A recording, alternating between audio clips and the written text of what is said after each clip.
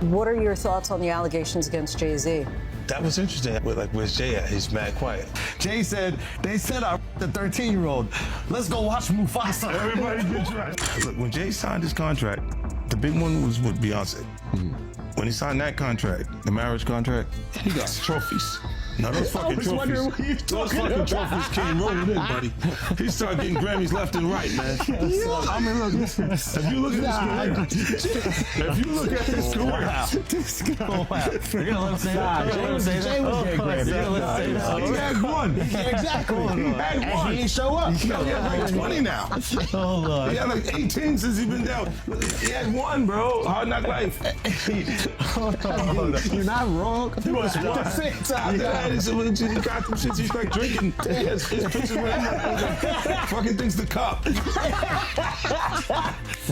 Wait a minute. So you're saying the success is derived from the marriage? I've absolutely been treated differently. The accolades. Because he's no longer viewed as what, like a street or gangster rapper. Now he's viewed as a businessman, entrepreneur, family man. And the biggest ones because of the position Beyonce's in. Something just cracked in hip-hop's glass ceiling, and everyone heard it at the same time. When 50 Cent started hinting that Jay-Z's empire should finally fall, the internet didn't laugh it off, it leaned in. Because this wasn't a random troll, a petty jab, or a clout-chasing rant. This felt calculated, calm, dangerous. The kind of comment that sounds casual on the surface, but carries the weight of someone who knows exactly where the bodies are buried. Metaphorically. Of course. And suddenly, the untouchable started. Feeling touchable. The blueprint started looking more like a draft. Fans froze mid-scroll. Industry watchers stopped pretending this was just 50 being 50. Because when 50 speaks like this, it's never noise, it's pressure. Old interviews resurfaced like unlocked vaults. Past alliances started looking shaky. Long-standing. Silences felt louder than any diss track ever could. This wasn't about music anymore. This was about power, control, legacy. The kind of legacy that's been protected for decades by respect, fear, and selective amnesia. The Kardashians couldn't manufacture this level of tension if they tried, because this wasn't reality TV. Drama. This was cultural gravity shifting in real time. And here's the part that made everyone uncomfortable. 50 didn't sound angry. He sounded amused, confident, like someone watching a tower sway after years of pretending it was indestructible. That's what scared people, because anger wants attention. Calm wants results. And when calm starts questioning empires, the conversation stops being about if something's coming, and starts being about when this moment didn't arrive with sirens or press conferences. It slid in sideways, the way real power shifts. Always do. One comment here, one smirk there. And suddenly, the idea that Jay-Z's empire might finally face a reckoning stopped sounding ridiculous and started sounding overdue.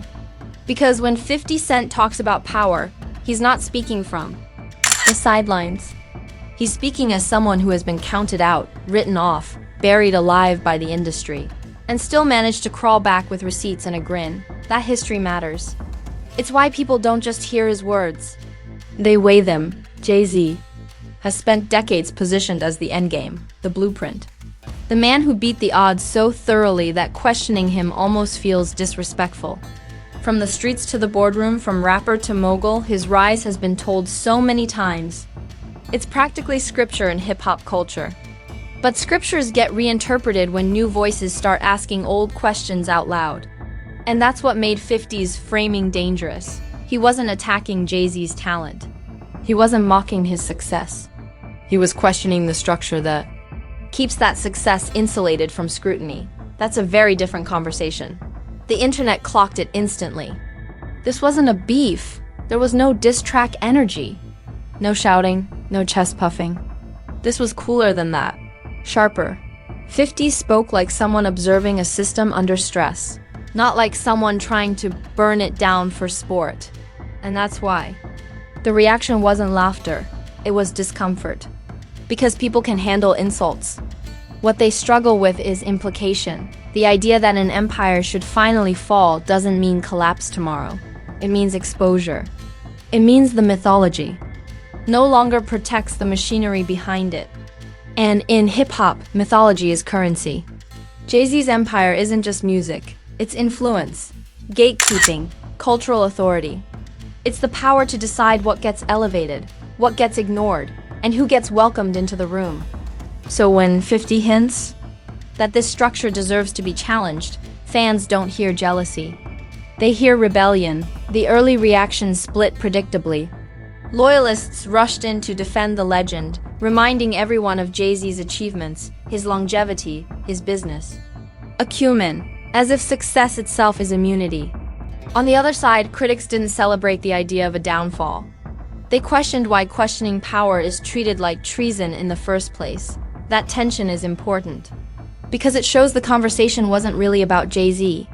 It was about who gets to be above criticism. And then the archives opened. Old interviews resurfaced, not as gotcha moments, but as context. Comments about ownership, silence during industry controversies, moments where Jay-Z was present but not vocal. None of this was new information, but timing changes everything. When culture is already restless, old silence starts sounding louder.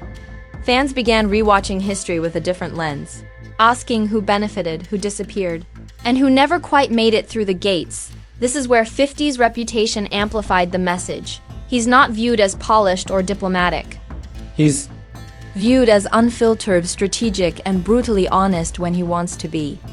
That makes him the wrong messenger for people who prefer comfortable narratives, and the perfect messenger for people who feel those narratives have gone stale. When he questions power, it feels less like envy and more like exposure.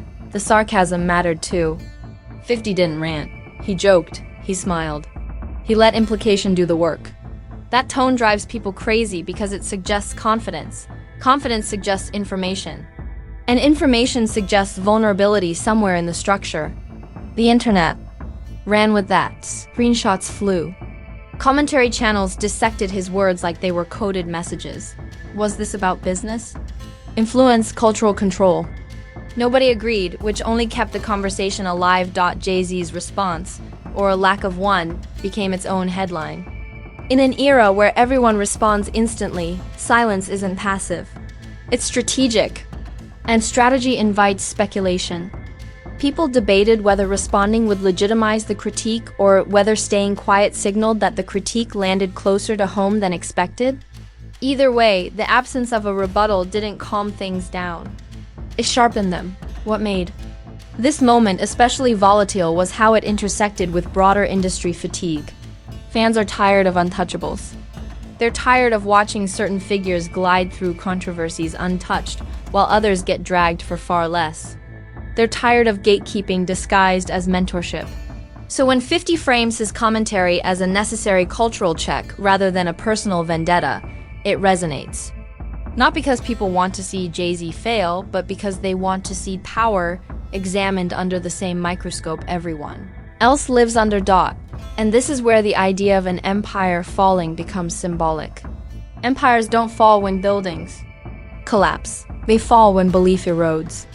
When people stop assuming legitimacy and start asking how it's maintained.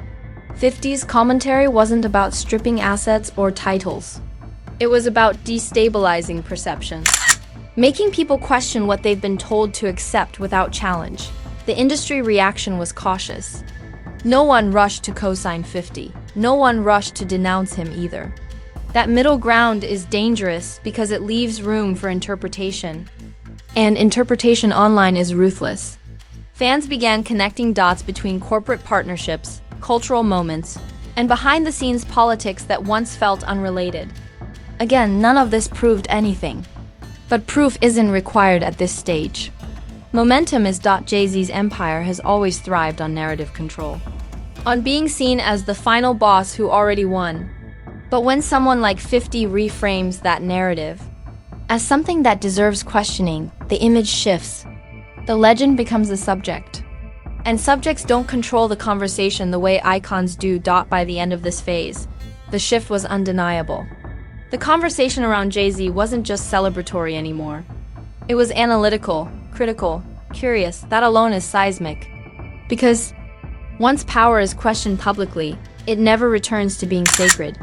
The spell breaks, even if nothing else happens immediately. This wasn't the collapse. It was the crack.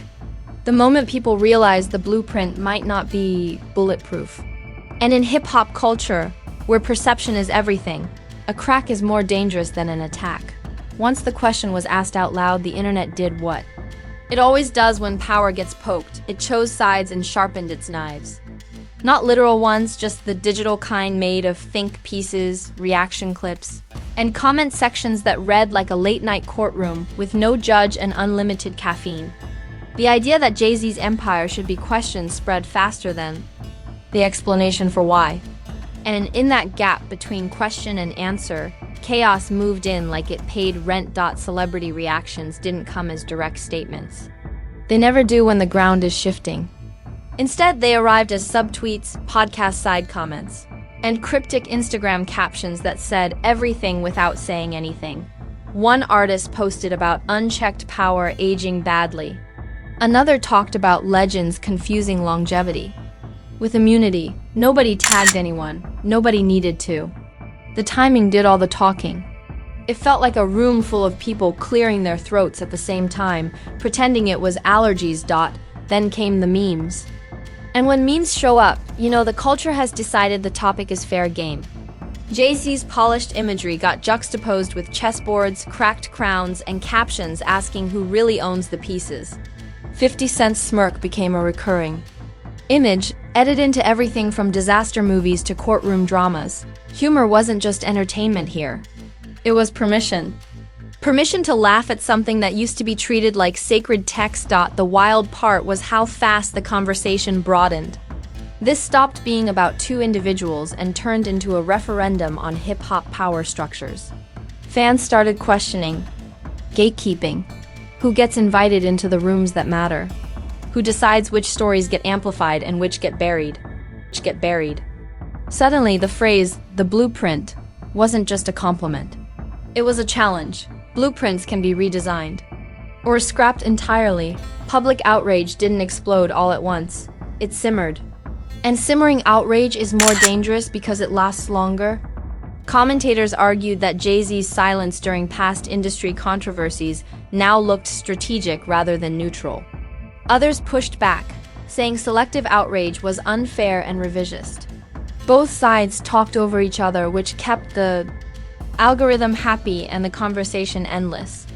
The more people argued, the more the idea stuck that something deserved examination. 50 Cent's role in this phase became almost mythic. He didn't escalate loudly. He didn't flood the timeline. He let the internet do the heavy lifting. That restraint made his earlier comments feel intentional, like the opening move in a chess match where the opponent is still pretending it's checkers.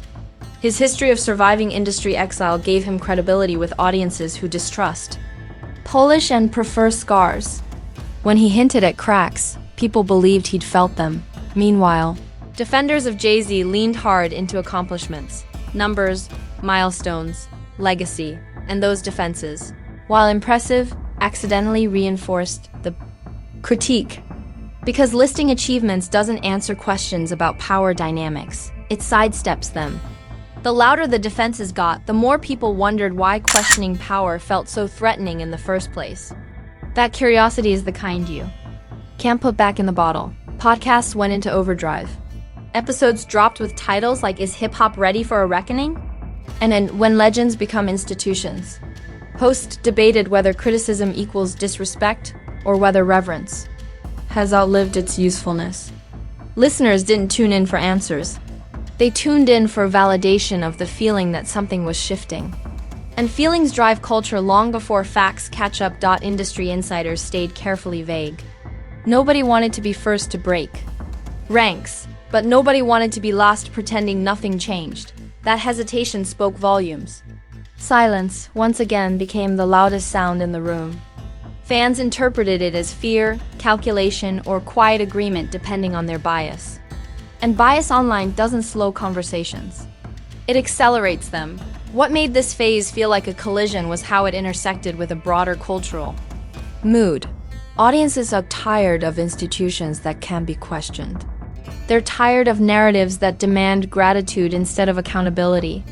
They're tired of legends being treated like museums you're not allowed to touch. So when 50's commentary landed, It didn't feel isolated. It felt synchronized with a moment where people are re-examining who holds influence and why. The sarcasm sharpened. Commentators joked that hip-hop finally reached its audit era. Others compared the situation to corporate shakeups where once untouchable CEOs suddenly face shareholders asking uncomfortable questions. Pop culture comparisons flew. Empires compared to aging franchises.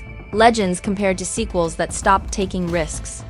The humor cut because it felt familiar. Everyone has seen this movie before. The only question is who plays which role. Jay-Z's brand, built on control and precision, faced something it rarely does. Unpredictability, not accusations, not scandal. Uncertainty. Uncertainty makes people nervous because it can't be spun easily. You can deny claims. You can counter narratives. But you can't easily silence curiosity once it spreads. And curiosity was everywhere, asking why some voices get amplified while others fade into footnotes. By the end of this phase, the conversation had fully escaped its origin. It wasn't about whether 50 Cent was right or wrong. It was about whether hip-hop's power hierarchy makes sense in 2026. It was about whether legacy should shield influence from critique. It was about whether empires are measured by longevity alone, or by how they handle scrutiny. And that's when the stakes became clear. This wasn't a trending moment. It was a recalibration. A slow resorting of how people talk about power. Jay-Z's empire hadn't fallen, but the unquestioned reverence around it had definitely slipped. And once reverence slips, everything that follows hits harder. This phase ended not with a bang, but with a realization. The conversation wasn't going away, it was evolving. And evolution is far more disruptive than a single scandal, because scandals burn fast. Cultural shifts rewrite the rules. This is the stage nobody notices until it's already happened. Not the explosion, not the trending hashtag, but the quiet recalibration that rewrites how power is understood. By the time the noise dipped, the damage wasn't loud anymore. It was structural. Jay-Z's empire didn't crumble, it shifted. And in culture, a shift is more dangerous than a scandal because it changes how everything is interpreted going forward. The conversation stopped asking whether 50 Cent went too far and started asking why the questions landed so easily in the first place. Reputations don't collapse overnight when they're built this carefully.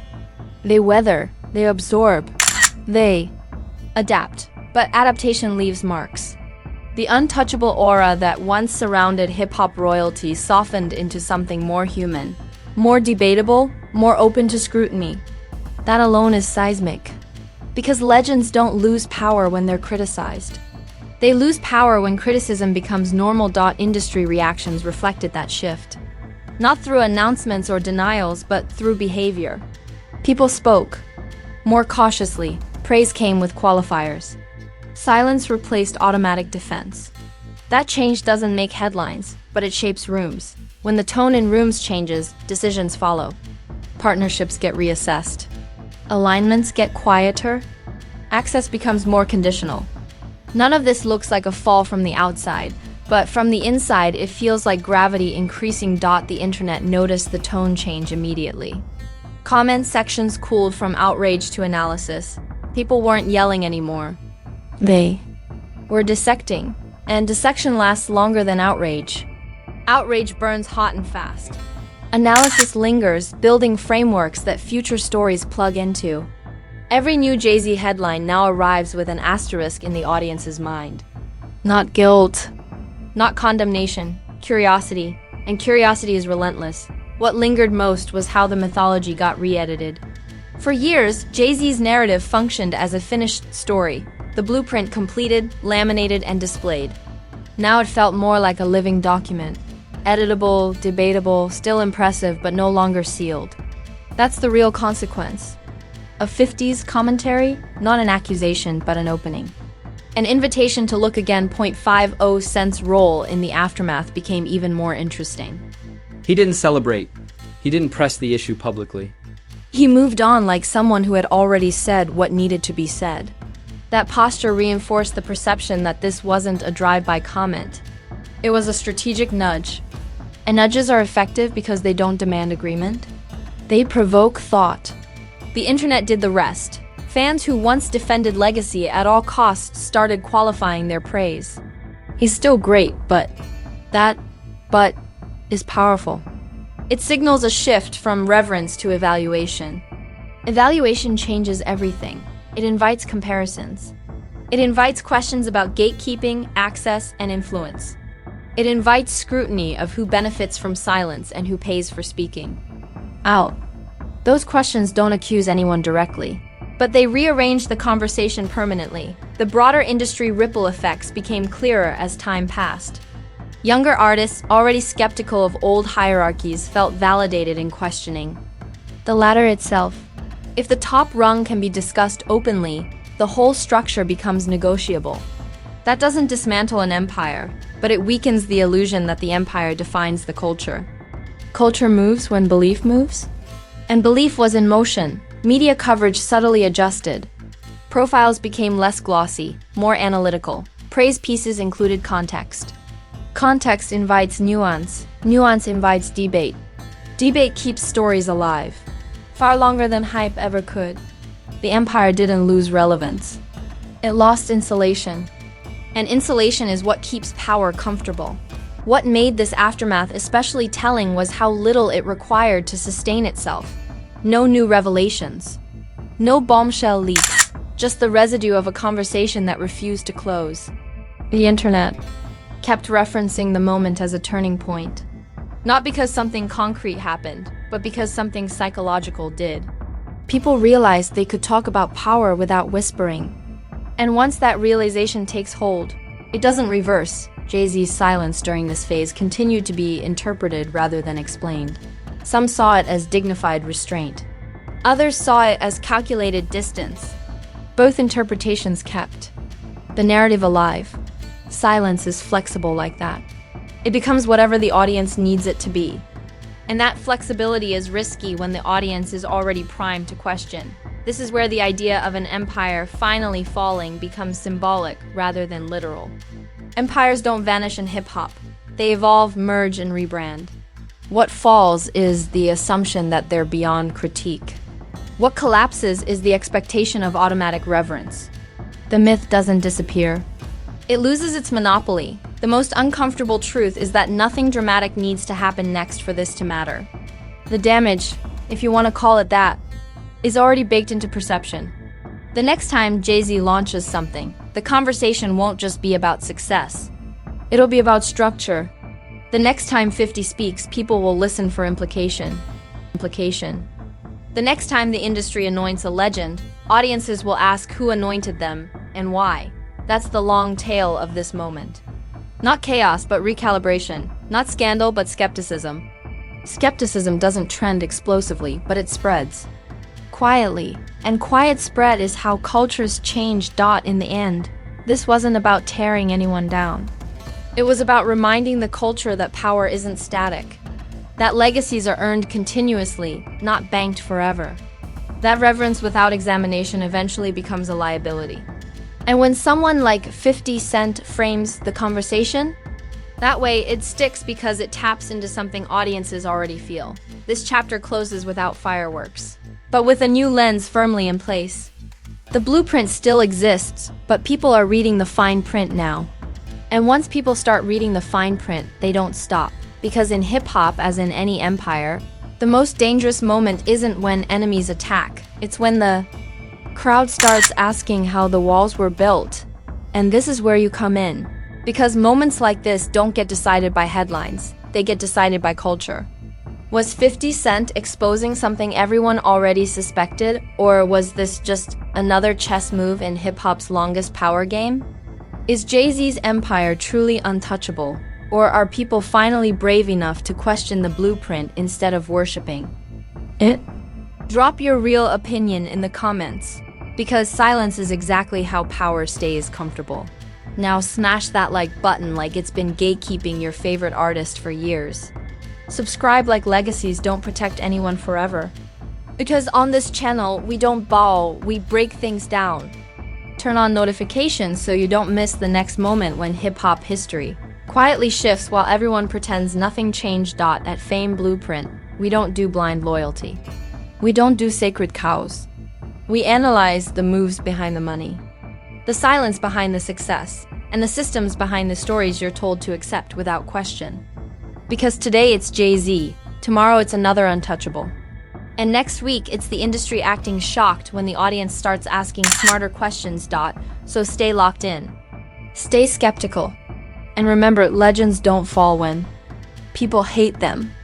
They fall when people stop believing the mythology without proof. This is Fame Blueprint, where power gets examined, narratives get challenged, and no empire is above the conversation.